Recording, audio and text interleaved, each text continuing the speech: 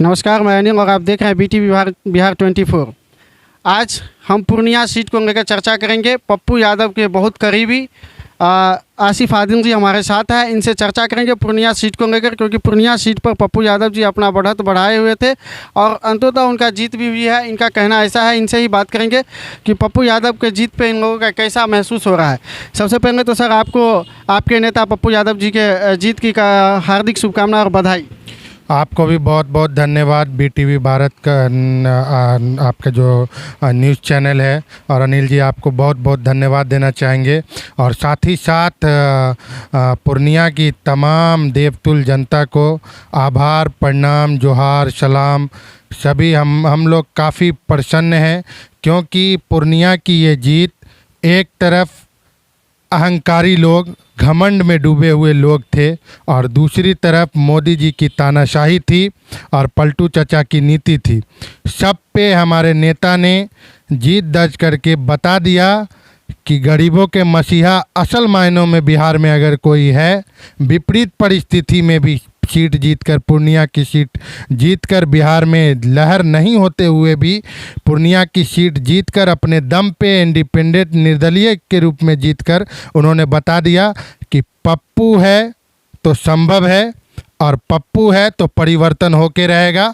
क्योंकि आज जो देश का माहौल बनाया गया था, खास करके पूर्णिया, कोसी और सीमांचल, मिथिलांचल का जो माहौल ख़राब करने की कोशिश की गई थी, उस पे ये जीत हुई है। उस पे ये जीत हमारी जनता को समर्पित है। बहुत बहुत धन्यवाद और आभार पूर्णिया की जनता ने। पूर्णिया की जनता ने नेता को नहीं चुना है, बल्कि एक सच्चे सेवक और बिहार के बेटा को चुना है। मैं आश्वस्त करना चाहता हूं आपके माध्यम से पूर्णिया की जनता के साथ साथ बिहार की तमाम जनता को कि पप्पू यादव जी का आवाज़, जैसे पहले भी और अब भी, जब वो सत्ता में नहीं थे तो सड़कों पे भी हम लड़ाई आपके हक हुकूक की लड़ रहे थे, अब सदन में भी, चाहे इंडिया की सरकार बने या NDA की सरकार बने, क्योंकि जैसा लग रहा है राहुल गांधी जी का जो दावा है 295 का, अंतोगत्वा हम लोगों को उम्मीद है कि अंत इंडिया की सरकार बनेगी। पूर्णिया का स्वर्णिम विकास होगा, बिहार का स्वर्णिम विकास होगा। आपका बेटा आपके लिए लड़ता रहेगा। आपका विकास कैसे हो, जनता का भला कैसे हो, ये मुद्दा पप्पू यादव जी शुरू से लड़ते रहे हैं और आगे भी सदन में वो लड़ते रहेंगे। पप्पू यादव की जीत को लेकर आप लोगों की क्या तैयारी है सर?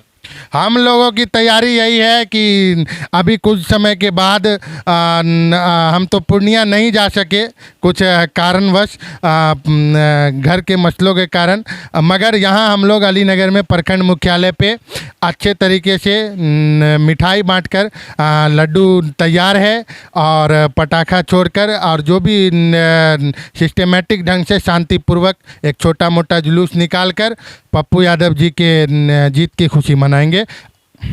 इस जीत के बाद क्या लगता है पप्पू यादव जी का अगला कदम जनता के लिए क्या होगा? जनता, जैसा आप जानते ही हैं और बिहार की सारी जनता जानती है कि पप्पू यादव है कौन। राजेश रंजन उर्फ पप्पू यादव पूर्णिया का बेटा, पूर्णिया का लाल, कोसी सीमांचल का बेटा। सत्ता में हो या ना हो, वो सेवा करना जानता है। और मैं आपको बता देना चाहता हूं कि पप्पू यादव जी की ये कोई पहली जीत नहीं है पूर्णिया से, और निर्दलीय के रूप में पूरे इंडिया की सबसे कोई हॉट सीट थी तो वो पूर्णिया की सीट थी। और पूर्णिया की जनता ने जो मैंडेट दिया है, हमारे नेताजी को जिताया है, तो पूर्णिया का तो विकास होगा ही। पूर्णिया के साथ साथ जब पूरे बिहार में बिजली नहीं हुआ करती थी तो पप्पू यादव जी पूर्णिया को 24 घंटे बिजली अपने फंड से मुहैया कराते थे। जब पूरे बिहार के लोग दिल्ली एम्स में इलाज कराने के लिए जाते थे तो बेड का जुगाड़ नहीं हो पाता था, और दवाइयों का और खाने और रहने की जगह नहीं होती थी, तो सुभाष चंद्र बोस के नाम से वहाँ उनका आवास जनता के लिए, गरीब जनता के लिए समर्पित था।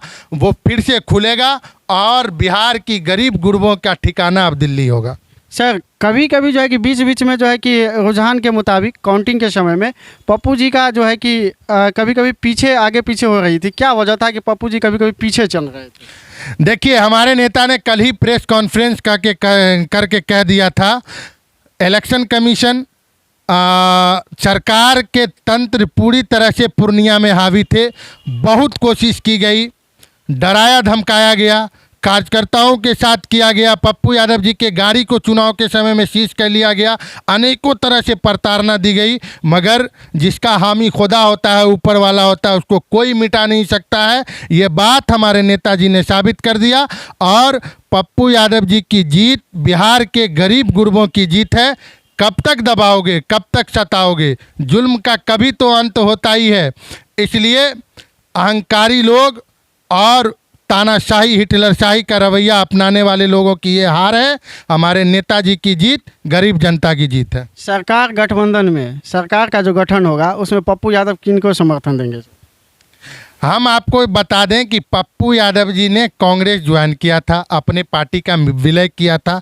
और आपको ये पता होना चाहिए कि पप्पू यादव जी जो चुनाव लड़े, उनको लड़ने का आदेश या कांग्रेस में शामिल करने का आदेश आला कमान से ही आया था। प्रियंका गांधी जी और राहुल गांधी जी का आशीर्वाद था और उनका साथ था, जो पप्पू यादव जी कांग्रेस की विचारधारा से प्रभावित रहे हैं शुरू से ही। और आपको पता होगा कि पूर्णिया का चुनाव खत्म होने के बाद हमारे नेताजी अमेठी और रायबरेली भी गए थे और दोनों सीट कांग्रेस राहुल गांधी जी तो जीत ही चुके हैं 4.5 लाख वोट से रायबरेली से, और अमेठी सीट से भी स्मृति ईरानी हार गई हैं, किशोरी लाल जी वहाँ से जीत रहे हैं। झारखंड में भी पप्पू यादव जी ने कांग्रेस समर्थित उम्मीदवार के लिए प्रचार किया और बिहार के अनेकों जगह पर, पाटलिपुत्रा में हमारे कार्यकर्ताओं ने मीसा भारती जी के लिए प्रचार किया। जैसा पप्पू यादव जी ने कमिटमेंट किया था कि बिहार की एक सीट, वाहिद सीवान की सीट छोड़कर, उन्होंने सारी जगह इंडिया गठबंधन के लिए प्रचार किया है। और कांग्रेसी तो जन्मजात हैं, हम लोग कांग्रेसी थे, कांग्रेसी हैं, कांग्रेसी बने रहेंगे। जी, तो आप सुन रहे थे पप्पू यादव के बहुत करीबी आसिफ आदिम जी का। इनका कहना है कि आज शाम की तैयारी इन लोगों को पप्पू जी के जीत को लेकर काफ़ी जोर शोर से है। लोगों में मिठाइयाँ बांटेगी, पटाखे छोड़े जाएंगे, शांतिपूर्ण वातावरण से खुशियाँ मनाई जाएगी। और साथ में ये भी कहना है इनको कि जब सरकार की गठन होगी, यदि कांग्रेस की सरकार यानी कि इंडी गठबंधन का सरकार बनता है, तो ये लोग यानी पप्पू यादव जी उनको समर्थन देंगे। धन्यवाद। आप देख रहे हैं BTV बिहार 24, कैमरामैन सुधीर जी के साथ।